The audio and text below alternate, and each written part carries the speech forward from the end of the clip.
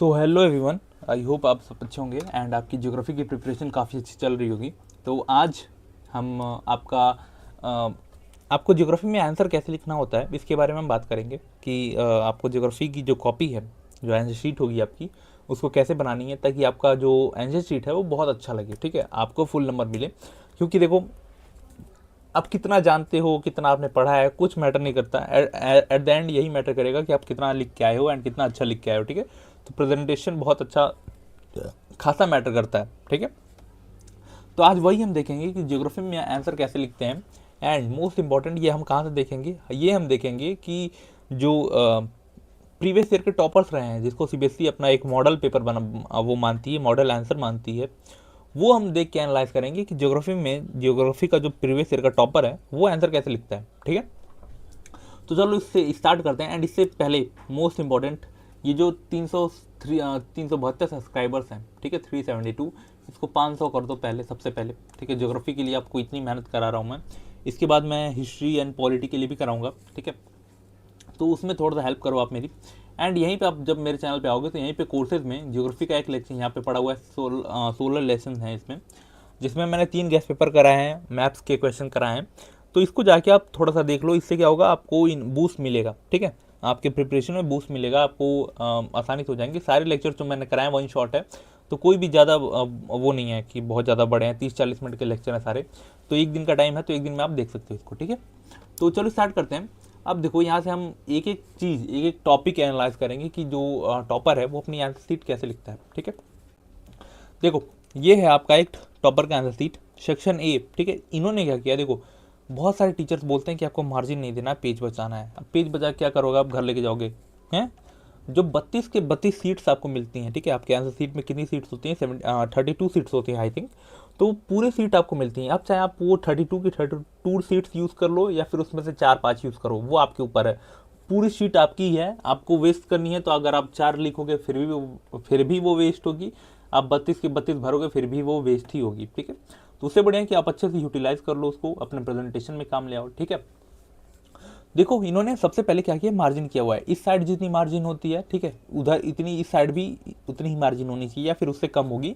ऐसा ना लगे कि बहुत ज़्यादा आपने मार्जिन कर दिया है। ठीक है, दोनों साइड इक्वल मार्जिन होना चाहिए। ठीक है, एंड बीच में क्या करोगे, आप आंसर लिखोगे। इन्होंने सबसे ऊपर, देखो आप क्या किया है, इन्होंने सबसे ऊपर अपना सेक्शन को मेंशन कर दिया, क्लियरली मेंशन किया हुआ है कि मैं यहाँ से अब सेक्शन नंबर ए स्टार्ट कर रहा हूँ। ठीक है, अब इनका आंसर लिखने का तरीका देखो, इन्होंने सबसे पहले इस साइड में, मार्जिन के साइड में, मार्जिन के लेफ्ट हैंड में, यहाँ पे इन्होंने क्वेश्चन मेंशन किया हुआ है। ठीक है, कि क्वेश्चन नंबर 1 मैं यहाँ से स्टार्ट कर रहा हूँ। ठीक है, उसके बाद इन्होंने क्या किया, सी लिखा हुआ है कि ऑप्शन नंबर सी है। एंड सी का जो ऑप्शन है, ग्रिफ्ट ट्रेलर, ये भी इन्होंने मेंशन किया है। ये नहीं कि option number C D E लिख के आ गया, ऐसा नहीं, उन्होंने ऑप्शन भी मेंशन किया है। एंड उसका जो ऑप्शन का वो है, ठीक है, नाम है, वो भी मेंशन किया हुआ है। ठीक है, उसी तरह इन्होंने सब कुछ मेंशन किया है। अब देखो, यहाँ पे मोस्ट इंपॉर्टेंट बात आपको नोट करने की ये है कि इन्होंने बीच में एक एक लाइन छोड़ी हुई है। ऑप्शन नंबर 1, फिर 2 के बीच में एक लाइन, फिर 2 से 3 के बीच में एक लाइन, 3 से 4 के बीच में एक लाइन, यहाँ पे देखो। ठीक है, इससे क्या होता है, इससे ना आपका जो आंसर शीट है वो बहुत क्लियरली विजिबल होता है। एंड मोस्ट इंपॉर्टेंट, बहुत नीट एंड क्लीन लगता है। अब देखो, आपने अगर लगातार लिख दिया, ठीक है, बिना गैप किए, उससे देखो टीचर के ऊपर डिपेंड करता है, लेकिन अगर आपको अच्छा प्रेजेंटेशन देना है तो आपको ऐसे लिखने की जरूरत होती है। ठीक है, बहुत सारे प्रीवियस ईयर के टॉपर्स के बच्चे हैं जिनका आंसर सीट आप देखोगे तो उन्होंने लाइन नहीं छोड़ी है, उन्होंने ऐसे सीक्वेंस से ही लिख दिया है, बट उनको नंबर मिल गए हैं उसके। ठीक है, क्योंकि सीबीएसई हमेशा ज़्यादा फोकस करती है कि आपने कितना आंसर, कितना अच्छा आंसर लिखा हुआ है। ठीक है, आपने कीवर्ड्स मेंशन किए हैं या नहीं, उसको ज़्यादा प्रेजेंटेशन से फ़र्क नहीं पड़ता। बट कोई भी ऐसा, फॉर एग्जांपल कोई ऐसा एग्जामिनर आपको मिल गया, ठीक है, जो आपकी जो कॉपी इवेलुएट कर रहा है, अगर कोई ऐसा मिल गया कि उसको प्रेजेंटेशन बहुत मैटर करती है कि आपने प्रेजेंट कैसे किया आंसर, तो अगर कोई भी अच्छा है, कोई भी एग्जामिनर है, तो आपकी अगर वो कॉपी अच्छे से देखेगा, सीक्वेंस से देखेगा, सारी चीज़ें अच्छे से क्लियरली मेंशन होगी, तो वो नंबर आपको देगा, क्यों नहीं देगा। ठीक है, कितना भी मूड खराब होगा उसका, वो नंबर आपको देगा। ठीक है, तो वही मैं बोल रहा हूँ कि आपको ऐसे ही लिखना है आंसर। आपको जो वो आप पेज बजाते हो कि पेज बजा के घर ले जाना है आपको, तो ऐसा कुछ नहीं होता। वहाँ पे आपको जितने पेज मिले हैं आपको अच्छे से यूटिलाइज करना है। ठीक है, एक एक लाइन आप छोड़ के लिखोगे तो आपकी जो कॉपी है वो नीट एंड क्लीन दिखेगी। एंड एग्जामिनर के ऊपर अच्छा इंप्रेशन जाएगा कि बच्चे को अच्छा प्रेजेंटेशन स्किल है इसके पास, एंड आंसर लिखने की अच्छी स्किल है इसके पास। ठीक है, तो चलो सेक्शन नंबर ए, मैंने हर सेक्शन से एक एक क्वेश्चन उठाए हैं, सेक्शन ए से, बी से, सी से, डी से, ठीक है। हर क्वेश्चन को हम देखेंगे कैसे इन्होंने क्वेश्चन को अटेम्प्ट किया हुआ है, ठीक है। अब देखो सेक्शन बी की अगर हम बात करें तो इन्होंने क्या किया है, सेक्शन बी अलग पेज से स्टार्ट किया है। फॉर एग्जांपल सेक्शन ए जो था यहाँ पे एंड हुआ, ठीक है, 9 क्वेश्चन नंबर यहाँ पे एंड हुआ, फिर दूसरे पेज पे क्वेश्चन नंबर 18 तक, ठीक है, 17 या 18 जो भी है क्वेश्चन यहाँ पे एंड हुआ। फिर इन्होंने सेक्शन नंबर बी दूसरे पेज से स्टार्ट किया, उसी पेज से स्टार्ट नहीं किया, ठीक है। दूसरे पेज से हर सेक्शन हमेशा दूसरे पेज से स्टार्ट करना, ठीक है। क्या करना है, सेक्शन हमेशा दूसरे पेज से स्टार्ट करना है, उसी पेज पे। फॉर एग्जांपल यहाँ पे सेक्शन ए आपका एंड होता है, फॉर एग्जांपल यहाँ पे सेक्शन नंबर ए एंड हुआ यहाँ पे, ठीक है। इसके बाद अगर इतना पूरा पेज बचा हुआ है फिर आप यहाँ से स्टार्ट करते हो सेक्शन बी डाल के। बट अगर आपका सेक्शन ए यहाँ पे एंड होता है, ठीक है, यहाँ पे एंड हो रहा है, तो ये पेज आपको क्या करना है, यहाँ पे कट ऐसे करके यहाँ पे लाइन लगा के छोड़ के आगे बढ़ना है, दूसरे पेज से ही सेक्शन बी स्टार्ट करना है आपको, ठीक है। अगर पूरा पेज बचा हुआ है, ऊपर की 3-4 लाइनें यूज हुई हैं, तभी आपको वहाँ से सेक्शन बी स्टार्ट करना है, ठीक है। अदरवाइज आपको सेक्शन बी या फिर कोई भी सेक्शन आपको अगले पेज से स्टार्ट करना होता है, ठीक है। समझ में आई बात। अब देखो सेक्शन बी इन्होंने कैसे स्टार्ट किया है, सबसे ऊपर सेक्शन बी क्लियरली मेंशन है, ठीक है, कि अब मैंने यहाँ से सेक्शन बी करना स्टार्ट किया है। इस पेज पे भी दोनों साइड इन्होंने मार्जिन किया हुआ है, एक साइड होता है, दूसरी साइड इन्होंने किया हुआ है, ठीक है। अब देखो ऊपर कितना लाइन इन्होंने छोड़ा, 1 2 3 4 5 लाइन छोड़ के ऊपर आंसर लिखना स्टार्ट किया है, ठीक है, ताकि इनका जो आंसर है वो क्लियरली विजिबल हो, ठीक है। अब देखो क्वेश्चन नंबर 18 यहाँ पे इन्होंने मेंशन किया है कि क्वेश्चन नंबर 18 मैं करने जा रहा हूँ। 18 के 3 पार्ट हैं, 18.1, 18.2 एंड 18.3, ठीक है। इन्होंने क्या किया है, तीनों को क्लियरली मेंशन किया हुआ एंड तीनों के आंसर इन्होंने लिखे हुए हैं, ठीक है।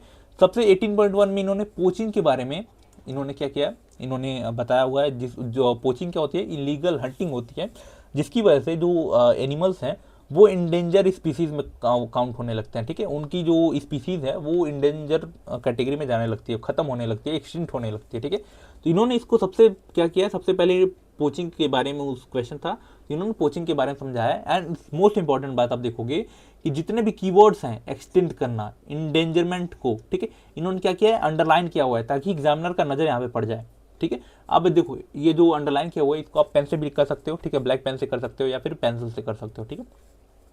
मैं बोलूँगा कि आपको ये ब्लैक पेन से ही करना चाहिए, क्योंकि पेंसिल कभी कभी ऐसा हो सकता है कि पेंसिल अगर आपने हल्का चलाया है तो वो धीरे धीरे एकदम हल्का होने लगता है, लाइट होने लगता है, ठीक है। तो पेन से करोगे तो ज़्यादा बेटर रहेगा आपके पास, ठीक है। इन्होंने क्या किया है, जो कीवर्ड्स हैं उनको इन्होंने हाईलाइट किया हुआ है, आप देख सकते हैं यहाँ पे, ठीक है। फिर क्या किया इन्होंने, मोस्ट इंपॉर्टेंट 2 लाइन छोड़ी इन्होंने, फिर क्या किया, 18.2 स्टार्ट किया है। एंड इसके बीच में हम देखोगे इन्होंने अंडरलाइन भी किया हुआ है, अंडरलाइन इन द सेंस इन्होंने डिवाइड भी किया हुआ है। यहाँ पे आप देखो इन्होंने यहाँ पे क्या किया है, डिवाइड किया हुआ है। यहाँ पे देखो क्या किया इन्होंने, डिवाइड किया है, ताकि क्लियरली पता चल सके कि क्वेश्चन नंबर 18.1 यहाँ पे एंड हो गया, ठीक है, एंड यहाँ से क्वेश्चन 18.2 स्टार्ट हुआ। अब देखो कितना अच्छा इनका जो सीक्वेंस है उसका आंसर का वो लग रहा है, ठीक है। अब देखो इसमें इन्होंने क्या किया, अर्ली टाइम्स के बारे में बताया कि जो हंटिंग ऑफ एनिमल्स है, ठीक है, प्रिमिटिव टूल्स की हेल्प से किया जाता था, स्टोन के बने होते थे, ठीक है, ऐसा इन्होंने बताया होगा, कोई क्वेश्चन था। इन्होंने क्या किया है, प्रिमिटिव टूल्स को अंडरलाइन किया हुआ है, ठीक है, हंटेड को अंडरलाइन किया हुआ है, जो इंपॉर्टेंट कीवर्ड्स हैं उन्होंने इसको अंडरलाइन किया हुआ है, ठीक है। इसी तरह इन्होंने क्या किया, फिर जब यहाँ पे क्वेश्चन एंड हुआ तो यहाँ पे भी अंडरलाइन किया कि मेरा 18.2 यहाँ पे खत्म होता है एंड फिर मैं 18.3 करने जा रहा हूँ, ठीक है। तो आप देखोगे कि कितना सीक्वेंस है। अब मोस्ट इंपॉर्टेंट बात, अगर आप बहुत धीरे लिखते हो या फिर आपको टाइम मैनेजमेंट में दिक्कत होती है कि आपको आंसर लिखना नहीं आता, समझ में नहीं आता, तो इसका मोस्ट इंपॉर्टेंट तरीका यही है कि जब आपका आंसर हो जाए कंप्लीट तभी आपको ये सारी चीज़ें करनी है, ठीक है। ऐसा नहीं करना कि आपका कोई क्वेश्चन छूट रहा है पीछे एंड फिर आप आगे पहले इसको डेकोरेट कर रहे हो, ऐसा नहीं। पूरा पेपर आप पहले अटेम्प्ट करो, ठीक है, सारी चीज़ें लिख लो, उसके बाद अगर 10-15 मिनट 20 मिनट आपके पास बचता है, जो कि बचना चाहिए मेरे हिसाब से, तब आप ये सारी चीज़ें आके करोगे तो ज़्यादा बेटर रहेगा, आपके दिमाग में टेंशन नहीं रहेगी, ठीक है, एंड सारी चीज़ें आप बहुत अच्छे से कर पाओगे। अब देखो फॉर एग्जांपल आप यहाँ पे आए अंडरलाइन करने कोई कीवर्ड, तो आप क्या करोगे, इसको एक बार पूरा रिवाइज कर लेना अच्छे से, ऊपर से नीचे तक पूरा रिवाइज करोगे। इससे क्या होगा, आपके 2 काम एक साथ होंगे। अगर कहीं आपने गलती की होगी वो आपको पकड़ में आ जाएगी, एंड दूसरा कोई भी कीवर्ड आपको दिखेगा उसको अंडरलाइन कर लोगे, तो एक साथ 2 काम आपके हो जाएंगे यहाँ पे, ठीक है। तो सेक्शन बी यहाँ पे इन्होंने लिखा हुआ है। फिर देखो सेक्शन सी यहाँ से स्टार्ट होता है, ठीक है, सेक्शन बी अभी भी यहाँ है। सेक्शन बी का एक और क्वेश्चन यहाँ पे, 22, ठीक है। 22 क्या यहाँ पे है, यहाँ पे स्टेट हाईवेज के बारे में पूछा हुआ था क्वेश्चन में, ठीक है। स्टेट हाईवेज के बारे में पूछा हुआ था। अब देखो स्टेट हाईवेज के बारे में बहुत बुक में भी आपके बुक में भी एनसीईआरटी में भी बहुत छोटा सा पैराग्राफ दिया हुआ है, एंड मैंने भी जो पढ़ा है उसमें बहुत छोटा सा ही पढ़ा है। तो एग्जामिनर जो सीबीएसई है वही चेक करती है कि आपको कितना आंसर लिखने आता है। इस देखो बच्चे ने क्या किया, क्या चालाकी की है। सबसे पहले 22 में स्टेट हाईवेज के बारे में पूछा हुआ, तो इसने क्या किया है, सबसे पहले इंडिया में रोड नेटवर्क्स के बारे में बताया कि रोड नेटवर्क बहुत ज़्यादा डेंस है, ठीक है, इकोनॉमिकली बहुत ज़्यादा हेल्पफुल होते हैं, इसकी बहुत ज़्यादा सिग्निफिकेंस है, ठीक है, ये बताया, ठीक है। अब देखो इंडिया में इन्होंने फिर बताया कि इंडिया में रोड का क्लासिफिकेशन होता है नेशनल हाईवेज में, स्टेट रोड्स में, डिस्ट्रिक्ट रोड्स में एंड रूरल रोड्स में, ठीक है। ये सारी चीज़ें इन्होंने बताई। सबसे पहले इन्होंने क्या किया, सबसे पहले इंडिया के बारे में इंट्रोड्यूस किया कि इंडिया में रोड नेटवर्क का क्या हाल है, एंड इंडिया में हमने कितने पार्ट में कैटेगराइज किया हुआ है, कितने पार्ट में क्लासिफाइड किया हुआ है नेटवर्क्स को, रोड को, ठीक है। अब देखो यहाँ से इन्होंने क्या किया, अब देखो यहाँ सबसे इंपॉर्टेंट बात, इन्होंने सबसे पहले अपना जो वर्ड लिमिट होता है कि आपको 3 मार्क्स में इतना लिखना होता है, इन्होंने सबसे पहले उसको फुलफिल किया। इंट्रोडक्शन में इन्होंने इंट्रोड्यूस कर दिया, एंड फिर यहाँ पे क्वेश्चन इन्होंने लिखना स्टार्ट किया, the main features of state highways, ठीक है। इसके बाद इन्होंने स्टेट हाईवेज के बारे में क्या किया, इंट्रोड्यूस करना स्टार्ट किया, ठीक है, कि ये मेंटेन की जाती है एंड कंस्ट्रक्ट की जाती है स्टेट गवर्नमेंट के थ्रू, ठीक है।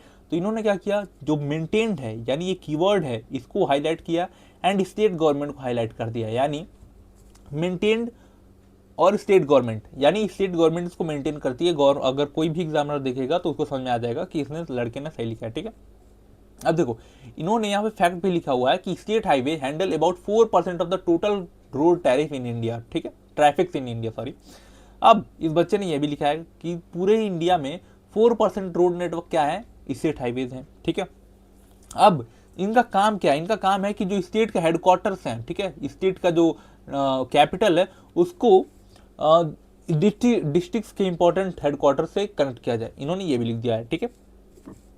तो 3 लाइन में इन्होंने अपना जो स्टेट के फीचर्स है, स्टेट हाईवेज के मेन फीचर्स हैं, इन्होंने उसको कंक्लूड कर दिया है, ठीक है।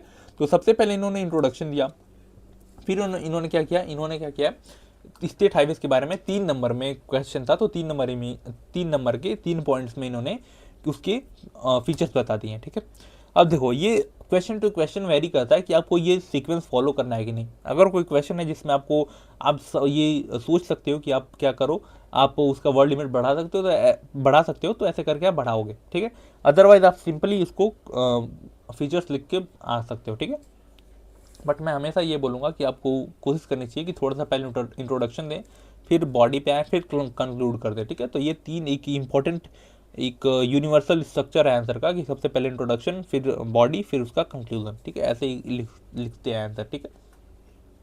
अब देखो अगर मैं बात करूँ क्वेश्चन नंबर डी की, सॉरी सेक्शन डी की, तो इन्होंने सबसे पहले सेक्शन डी ऊपर मेंशन किया हुआ है, ठीक है।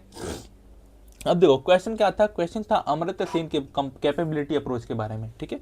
कैपेबिलिटी अप्रोच के बारे में क्वेश्चन था, मतलब ऐसा होता है ना कि कुछ क्वेश्चन होते हैं जिसमें 2 पार्ट होते हैं। क्वेश्चन नंबर मतलब एक पार्ट था उसका कैपेबिलिटी अप्रोच, एंड दूसरा था जो इंपॉर्टेंट एस्पेक्ट्स हैं ह्यूमन डेवलपमेंट के, उसके बारे में लिखना था।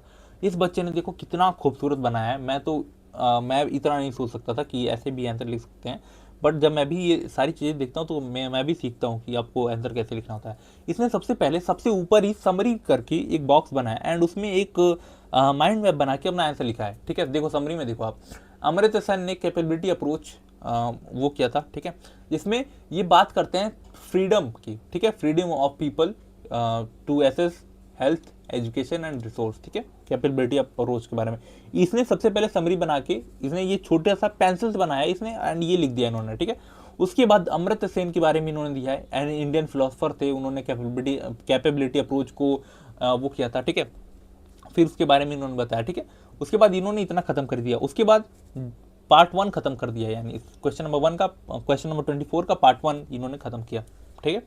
अब देखो इससे आई होप आपको ये समझ में आ रहा होगा, नहीं तो मैं एग्जांपल देता हूँ। देखो क्वेश्चन ऐसे होता होगा, ये क्वेश्चन ऐसे था ये कि analyse the capability approach of Amartya Sen and discuss the major aspects of human development, ठीक है।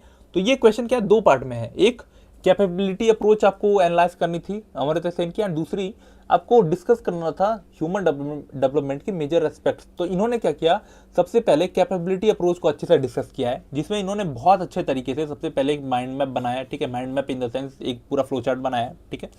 फिर दूसरी में आते हैं ये कि major aspects of human development. इन्होंने क्या किया, देखो सिंपली आपने पढ़ा होगा ना, तो उसी को तो इन्होंने लिखा है, देखो आप उसी को तो इन्होंने अच्छे से लिख दिया है, बस सिंपल। आपने भी ये सारी चीजें पढ़ी हैं, ये बच्चे ने भी यही सारी चीजें पढ़ी हैं, ठीक है।